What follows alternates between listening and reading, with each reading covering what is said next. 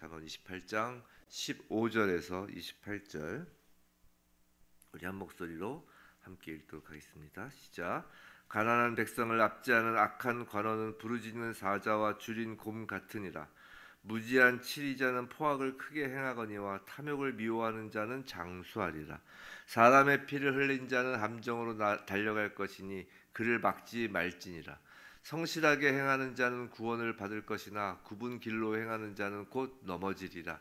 자기의 토지를 경작하는 자는 먹을 것이 많으려니와 방탕을 따르는 자는 궁핍함이 많으리라. 충성된 자는 복이 많아도 속히 보아오자 하는 자는 형벌을 면하지 못하리라. 사람의 낯을 보아주는 것이 좋지 못하고 한 조각 떡으로 말미암아 사람이 범법하는 것도 그러하니라. 악한 눈이 있는 자는 재물을 얻기에만 급하고 빈궁이 자기에게로 임할 줄은 알지 못하느니라. 사람을 경책하는 자는 혀로 아첨하는 자보다 나중에 더욱 사랑을 받. 부모의 물건을 도둑질하고서도 죄가 아니라 하는 자는 멸망받게 하는 자의 동륜이다. 욕심이 많은 자는 다툼을 일으키나 여호와를 의지하는 자는 풍족하게 되느니라. 자기의 마음을 믿는 자는 미련한 자요 지혜롭게 행하는 자는 구원을 얻을 자니라. 가난한 자를 구제하는 자는 궁핍하지 아니하려니와 못본 채 하는 자에게는 저주가 크리라. 악인이 일어나면 사람이 숨고 그가 멸망하면 의인이 많아지느니라. 아멘. 오늘 긍정이 힘이 아니라 옳음이 힘입니다 라는 제목으로 잠언 28장 말씀을 받을 때 우리에게 하나님의 말씀에 그 옳은 하나님의 말씀이 힘이 되어 하나님의 말씀대로 정말 이 땅을 살아가는 우리 모두가 되기를 주님의 이름으로 축원합니다. 우리가 신앙생활하면서 여러 가지 중요한 게 있겠지만 특별히 중요한 게 뭘까 이렇게 한번 생각을 해보면 예수님을 믿는 거 말고요. 예수님을 믿는 건 너무 당연한 거고 또 예수님을 믿고 형제간에 사랑하는 것, 예수님이 주신 그 계명, 그 이외에 우리가 신앙생활에서 정말 중요한 게 무엇일까 이렇게 생각을 해보면 그 성경에서 그걸 한번 근거를 찾아보면 참 거짓 선지자와 거짓 교사, 거짓 선생을 피하는 것이 참 중요하다라는 생각이 들어요. 그죠? 우리 예수님도 그러셨고 말세 조심하라고. 그리고 사도 바울을 통하여 서신서에서도 사실 서신서가 쓰여진 거의 대부분의 서신서들이 쓰여진 이유가 뭐예요? 그게 사도 바울이 개척했던 그 교회들 그리고 또 요한이 또 보아하니 세상을 보아하니 교회들을 보아하니 그 문제점. 근데 그 문제점의 가장 첫 번째가 뭐였어요? 바로 이단 사설이었단 말이에요. 이단 사설, 거짓 교사들. 초기 교회 때부터 사실 그러니까 초기 교회 때부터 이미 말세는 시작된 거예요. 정말 말세가 가까이 오면 가까이 올수록 거짓 교사가 정말 창궐한다고 하는데 참 분별하기 쉽지 않습니다. 분별하기 쉽지 않아요. 근데 그 분별을 하려면 그 기준은 역시 말씀으로밖에 분별할 수 없지 않을까라는 생각을 합니다.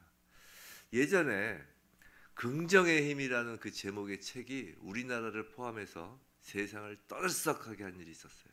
다들 기억이 나실 것입니다. 교회 조금 다녀보신 분들은 이 목사가 쓴 책인데 이 책이 제가 그 이름은 이야기하지 않겠어요. 하여튼 그 목사가 쓴 책인데 미국 목사가 쓴 책이죠. 아주 기독교 서적으로 분류가 돼서 웬만한 서점의 종교 코너에서 베스트셀러가 되었던 책입니다. 당시 그 책을 쓴 목사는 대형 교회를 일구었죠. 그리고 여전히 그 긍정의 힘의 영향력은 지금도 기독교에게 남아 있는 것 같아요. 어떤 그 색깔이, 그 영향력이. 근데 그 목사의 설교 내용이나 책의 내용을 두고 그것은 성경과는 전혀 다른 것이라고 그 당시에도 안타까워하던 목사님들도 꽤 많으셨던 것으로 알고 있습니다. 이단 논쟁까지 있었던 것으로 알고 있어요. 지금도 이단이라고 그 목사와 그 교회와 그 내용을 이단이라고 많이 칭하고 있죠. 전 꼭 그 이단 논쟁까지 지금 하겠다는 건 아니지만 거짓 교사에 대해서는 참으로 주의해야 된다는 걸 아는 거예요. 긍정의 힘이라는 그 책의 내용과 그 목사님의 설교 방향이 만약에 마인드 컨트롤, 기복주의, 성공신학으로 흐르는 물길을 열었다면 그것은 분명히 잘못된 것임이 분명하기 때문이에요. 사랑하는 성도 여러분, 기독교 신앙은 틀림없이 능력이 있습니다. 세상이 감당할 수 없는 힘 있는 신앙이에요. 근데 그 능력은 땅의 것을 추구하여 땅의 것을 획득하는 능력이 아니라고요. 내가 긍정적인 마음으로 긍정의 언어를 선포한다고 하여 생기는 내 안에서 나오는 그 힘, 그 능력이 아니라고요. 그래서 명상, 수련 그런 건 하지 말아야 되는 거라고요. 기독교의 능력은 하늘의 것을 구하여 하늘로부터 내려오는 은혜의 능력이에요. 막 하늘 보좌를 흔들어서 그 하늘에 있는 걸 탈취해내는 게 아니라 하늘로부터 내려오는 은혜의 능력이라고요. 내가 긍정적인 마음과 긍정적인 언어로부터 발생시키는 힘이 아니라 하나님의 마음과 하나님의 언어, 즉 하나님의 말씀으로부터 발생하는 힘인 것입니다. 성도의 능력은 긍정의 힘이 아니라 성령의 힘이고 말씀과 진리의 힘이며 곧 오름의 힘입니다. 힘있고 능력 있는 긍정이라는 것. 그 긍정 좋죠. 긍정해야죠. 긍정은 긍정적인 단어잖아요. 그런데 이 긍정, 힘있고 능력 있는 그 긍정이란 내 안에서 나오는 긍정이 아니라 하나님이 옳다고 하시는 그 오름에서 나오는 긍정이어야 하는 것이에요. 그런 의미에서 오늘 잠언 말씀에서 여러 가지 삶의 현장에서 능력 있는 그 오름, 그 오름에서 나오는 긍정적인 결과를 한번 오늘 말씀에서 한번 추려보면 좋겠습니다. 오늘 말씀 하나님의 말씀이죠. 성경 말씀 하나님의 말씀입니다. 이것을 그대로 받고 이것을 믿으며 실천할 때 그 기독교 신앙의 능력, 그 기독교 신앙의 힘이 발생하고 그 힘을 얻는 우리 모두에게 주님의 이름으로 축원합니다. 예를 들어서 이런 것이에요. 16절 후단부를 보면 탐욕을 미워하는 자는 장수하리라 라고 합니다. 장수, 오래 살고자 하십니까? 오래 살고 싶으십니까? 장수 나쁜 거 아니죠. 좋은 거예요. 꼭 좋다고 할 수는 없지만 여하튼 바람직하죠. 근데 오래 살고자 한다고 해서 난 오래 살 거야 라고 긍정적으로 생각하고 선포하는 것이 힘이 아니라 탐욕을 미워하면 된다는 거예요. 말씀대로 가자고요. 탐욕을 미워하는 것이 힘이라고요. 육체적 쾌락을 즐기는 사람 치고 장수하는 사람 별로 없어요. 살찌고 기름지면 오래 못 삽니다. 그 김정일이가 실명을 거론해도 되겠죠. 김정일 정도는 김정일이가 그 1인자 아니에요. 북한에서 얼마나 정말 건강관리 얼마나 잘했겠어요. 근데 김정일 그렇게 오래 살지 못했을걸요? 한 70? 김일성은 그 당시 나이로 치면 그래도 오래 살았어요. 80. 근데 이거 사실 세대가 가면 갈수록 더 오래 살 수 있을 것 같은데 김정일은 70 정도에 죽었을 거예요. 살찌고 기름지면 오래 못 사는 거예요. 우리 위에 있는 그 아들도 김정은도 그런 이야기들 하잖아요. 내부에서의 어떤 반란으로 죽는 것도 아니고 외부에서 죽는 것도 아니고 김정은의 가장 큰 암살범은 그 몸 안에 있는 비계라고, 그 살덩어리라고. 막 비자니까 다들 건강으로 일찍 죽을 거라고. 살찌고 기름지면 오래 못 삽니다. 탐욕을 미워하면 오래 살아요. 그런데 육신의 장수보다 더 중요한 것이 있죠. 그것은 영원한 생명, 바로 구원이에요. 18절, 26절 한번 봐요. 18절, 자, 성실하게 행하는 자는 구원을 받아요. 26절 후단부, 지혜롭게 행하는 자는 구원을 얻습니다. 성도 여러분, 구원은 단순히 믿습니다 라고 외치며 정신승리를 하며 얻는 것이 아니라고요. 긍정의 힘으로 구원을 얻는 게 아니라고요. 믿습니다, 정신승리, 나는 뭐 어떤 일이 있어도 믿으니까 구원을 받습니다. 이런 믿음은 정신승리가 아니라고요. 진정한 믿음은 반드시 행위로 드러나게 되어 있어요. 제가 이전에 자주 예를 든 게 그거잖아요. 아주 명의가 있어서 정말 어떤 병이든지 다 고칠 수 있는 의사가 있다. 또 어떤 사람이 병에 걸려서 죽을 병에 걸려서 그 소식을 듣고 그 기쁜 소식, 그게 이제 복음이잖아요. 기쁜 소식을 듣고 그 의사한테 갔어요. 의사가 딱 보고서 내가 고칠 수 있습니다. 그러니까 이 환자가 믿습니다. 네, 믿습니다. 그래요. 자, 그럼 수술합시다. 자, 베드에 올라가세요. 싫습니다. 아니, 믿는다면서요. 그래도 베드에는 안 올라갈 거예요. 그럼 그 환자가 그 의사를 정말 믿는 거예요? 안 믿는 거예요? 말로는 믿습니다, 믿습니다 하는데 베드에 올라가서 수술받기를 거부한다면 그건 믿는 게 아니죠. 행위가 당연히 동반되는 거라고요. 믿음 따로 행위 따로가 아니라 행위 없는 믿음은 가짜라는 것이에요. 18절 성실, 어저께 말씀드렸죠. 한자로 의미를 말씀드리면서 말씀드렸습니다. 성실, 하나님 말씀을 이루는 것, 하나님 말씀을 이루어 열매 맺는 삶이 성실이라고 했어요. 하나님 말씀을 이루는 것, 즉 행하는 것이라고요. 26절 지혜라고 하죠. 지혜는 하나님의 말씀이라고 해도 좋을 거예요. 자, 진정한 믿음이란 결국 하나님의 말씀을 이루고 하나님 말씀을 행하는 것으로 당연히 연결되게 돼 있다는 것이에요. 진정한 믿음은. 그리고 구원은 그런 믿음으로 주어지는 은혜라는 것이에요. 믿습니다라고 정신승리로 주어지는 것이 아니고. 그래서 많은 믿는다는 사람들도 믿는다고 하는 사람들 가운데서도 믿는다고 착각하거나 믿는다고 정신승리하는 사람도 있을 수 있다라는 것이에요. 행함으로 보면 안다니까. 열매로 나타난다니까요. 구원은 인간의 긍정의 힘으로 이루어지는 것이 아니라 오직 십자가 은혜를 믿음으로 이루어지는 것이고, 그리고 진정한 믿음이 있기에 당연히 하나님 말씀에 순종하는 성령의 열매로 증거되어지는 것입니다. 19절 25절 보시면 19절 방탕을 따르는 자는 궁핍함이 많으니라 라고 해요. 25절 여호와를 의지하는 자는 풍족하게 되느니라. 자, 19절 25절 방탕한 자는 궁핍하여집니다. 19절 자기의 토지를 경작하는 자는 먹을 것이 많으려니와라고 하죠. 먹을 것은 경작하는 자의 몫이라는 것이에요. 방탕한 자는 당연히 궁핍하여집니다.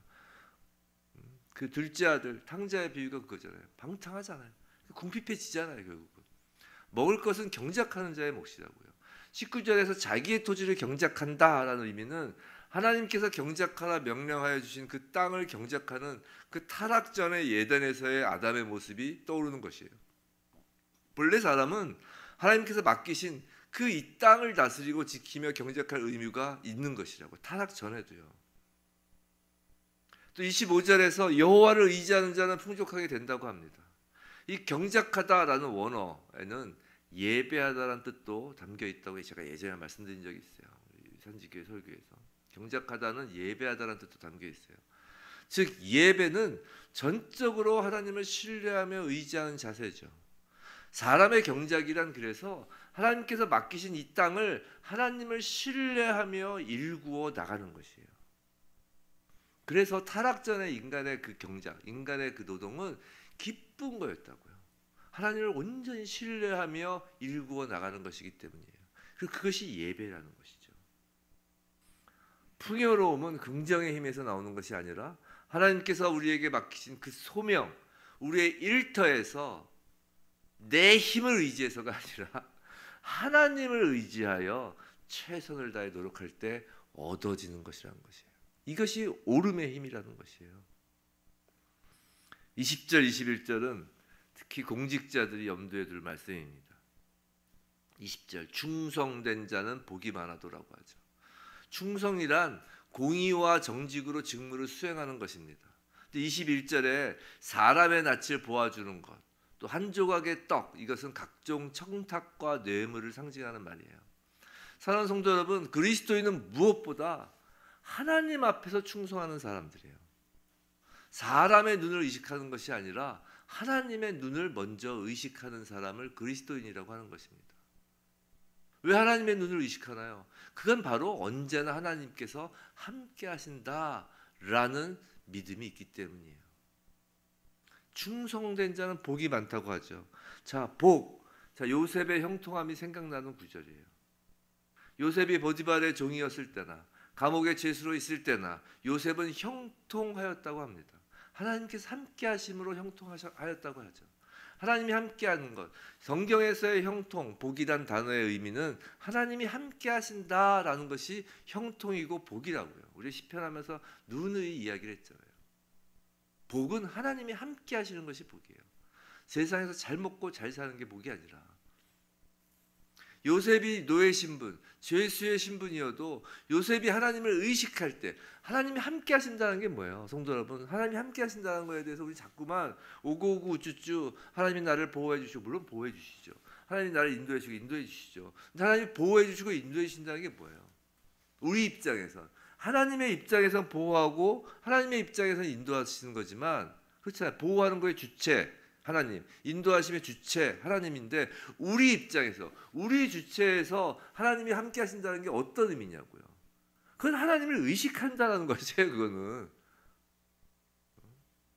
하나님을 의식할 때 형통한 거라고요. 우리가 하나님을 의식하지 않으면, 하나님을 의식하지 않는 자에게는 하나님이 함께 하시지 않는 거나 마찬가지라니까요. 생각해 보세요. 누가 나하고 같이 이제 동행을 해요. 동행을 하는데 이 사람은 그냥 나만 보면서 바라보면서 가더라도 난 이 사람을 전혀 의식하지 않고 가면 나는 혼자 가는 거라고요.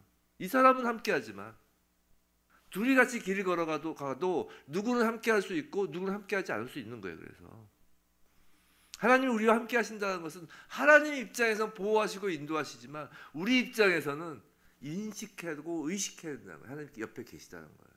의식하지 않고 그냥 나와 멋대로 살면 하나님이 함께하지 않는 거예요. 하나님이 함께하고 안 하고는 우리에 따른 거예요. 하나님 항상 함께 하세요. 하나님 무소부지하시잖아요. 하나님 어디든지 계시잖아요.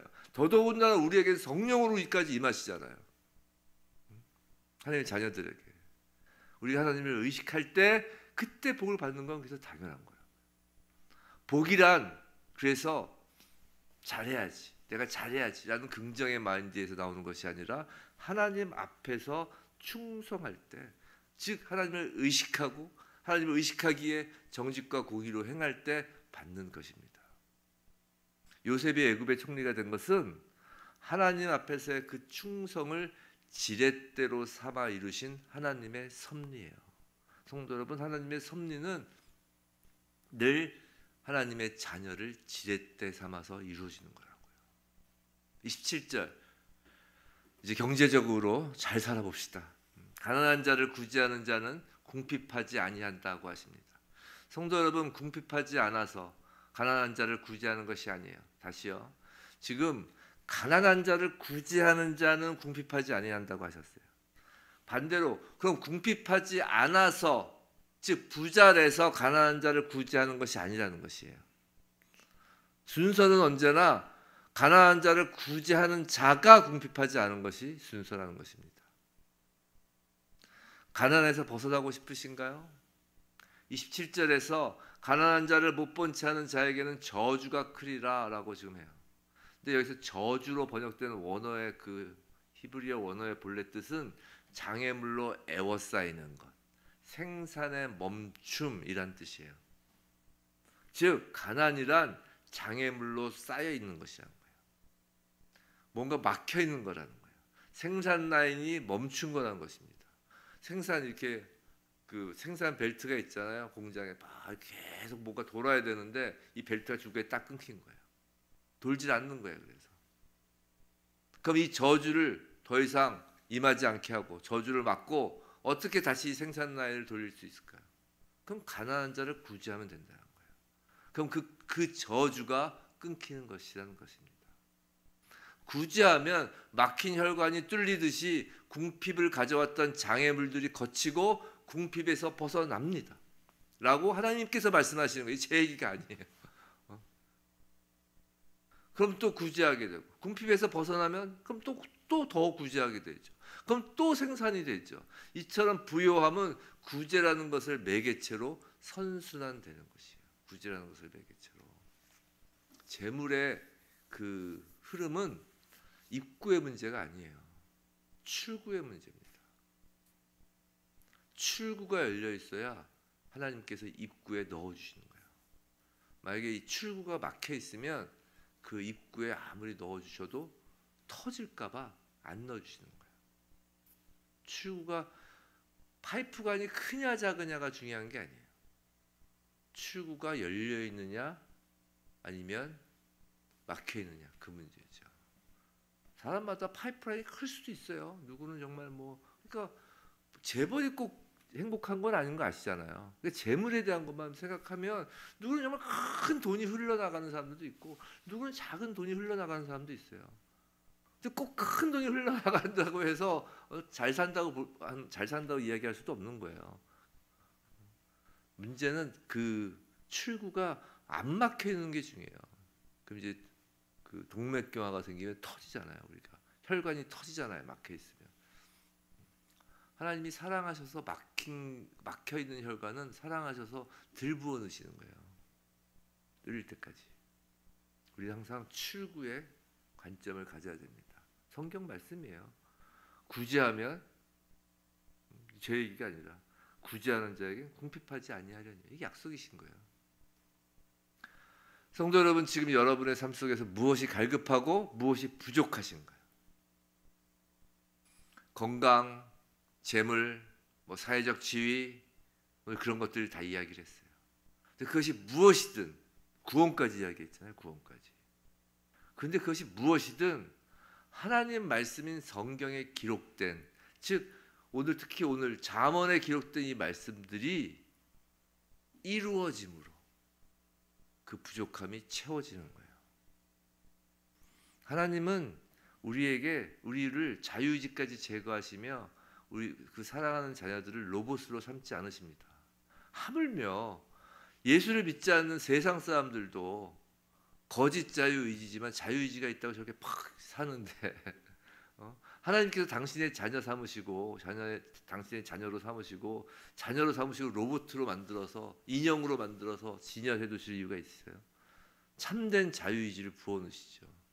그래서 우리는 자유인이라고요. 오히려 세상 사람들은 죄의 노예죠. 그렇기 때문에 실제로 자유의지로 산다고 하지만 실질적으로는 자유의지가 아니죠. 망가진 자유의지죠. 죄를 지을 수밖에 없는 상태잖아요.